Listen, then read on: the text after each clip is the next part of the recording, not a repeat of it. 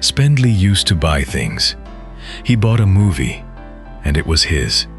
He bought a song, and he could keep it. He bought software, and he owned the copy.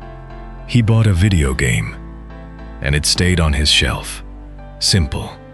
But then, something changed. Now Spendly doesn't always buy things. He subscribes to them. Music? Subscription. Movies? Subscription. Cloud storage? Subscription. Software? Subscription. Fitness? Subscription. Food delivery? Subscription. Even some products that used to be something you simply bought now want a monthly payment. And Spendly starts wondering, when did everything become a subscription? At first, subscriptions didn't seem like a bad idea. Actually, they seemed amazing. Instead of paying $60 for an album, Spendly could listen to millions of songs for a few dollars a month.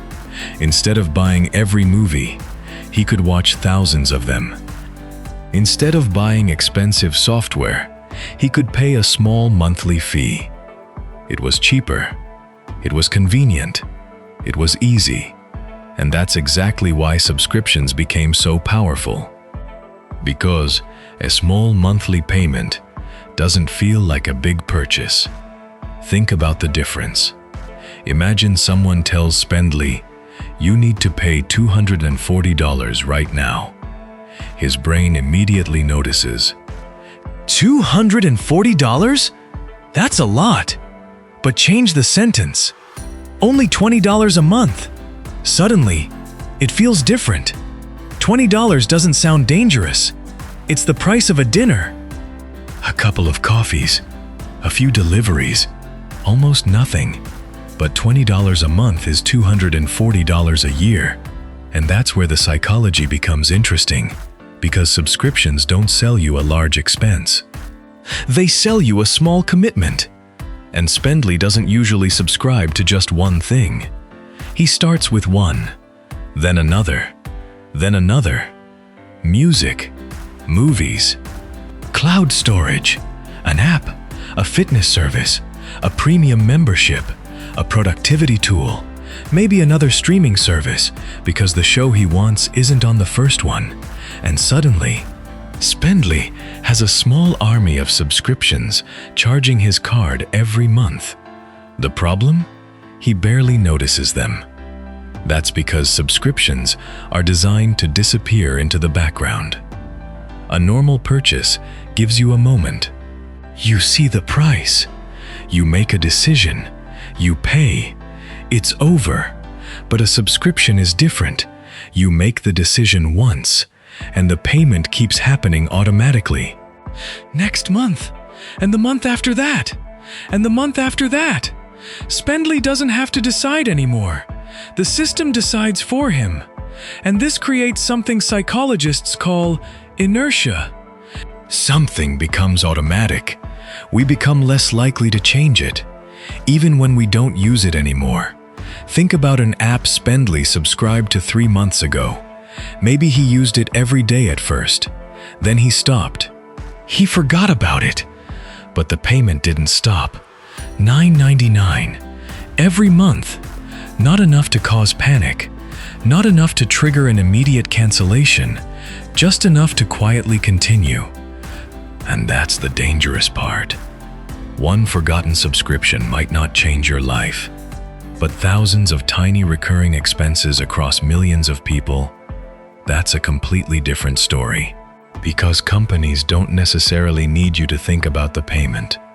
They want the payment to become automatic, invisible, predictable, recurring. And from a business perspective, that's incredibly powerful. A one-time purchase gives a company one transaction. A subscription can create a relationship that lasts for years. And now Spendly notices something else. Subscriptions aren't just selling products anymore. They're selling access. You don't necessarily own the movie library. You pay for access to it. You don't necessarily own the software. You pay for access to it. You don't necessarily own the music catalog. You pay for access to it. And if you stop paying, the access can disappear. That changes the entire relationship between consumers and products. Think about the old model. Spendly buys a movie. He pays once. He keeps it. Years later, it's still his. Now imagine the new model. Spendly pays every month. As long as he keeps paying, he can watch it. But stop paying? Access disappears. Spendly hasn't necessarily bought the thing. He has rented the ability to use it. And here's where the story gets even more interesting. Because subscriptions don't only change how Spendly spends money, they change how Spendly thinks about ownership. If everything becomes a service, what does it actually mean to own something? Maybe the future isn't about owning more things. Maybe it's about paying for access to everything. Your music, your entertainment, your software, your storage, your transportation, your food, your experiences. And that future could be incredibly convenient. But convenience has a price. Now, this doesn't mean subscriptions are bad. Some subscriptions are absolutely worth the money. If Spendly uses something every day, and it genuinely saves him time, money, or effort, then paying for it can make perfect sense. The problem isn't the subscription itself. The problem is subscribing and then forgetting. Because once something becomes automatic, it's incredibly easy to keep paying for something you no longer value. So Spendly decides to perform an experiment. He opens his bank account, and instead of looking at his big purchases, he looks at the tiny recurring charges, one by one: $7.99, $12.99, $9.99, $14.99, $5.99, $19.99. He adds them together, and suddenly, the small payments don't look so small anymore. That's the trick. Individually, they feel invisible. Together, they become a lifestyle. And maybe that's the biggest lesson Spendly discovers. The most dangerous expenses aren't always the ones that hurt. Sometimes, they're the ones you don't feel, the payment you barely notice, the renewal you forgot about, the subscription you haven't used in months, the only $9.99 that happens again, and again, and again, because a small payment repeated enough times can become a very large expense.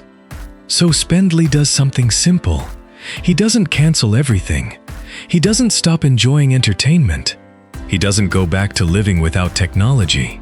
He simply asks one question before keeping each subscription. Would I buy this again today? If the answer is yes, keep it. If the answer is no, cancel it. Because the goal isn't to own nothing, and it isn't to spend nothing. The goal is to make sure your money is still paying for things you actually value. Spendly started this journey thinking subscriptions were just convenient little payments, but now he sees them differently.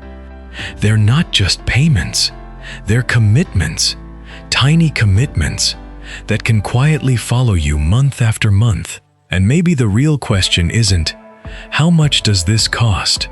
Maybe it's, how many things am I still paying for? Just because I forgot to stop. Because in a world where everything wants a monthly payment, your ability to say no might become one of the most valuable financial skills you have. Spendly is learning that money doesn't always disappear through big purchases. Sometimes, it disappears quietly, one subscription at a time. And that's the economics of everyday life.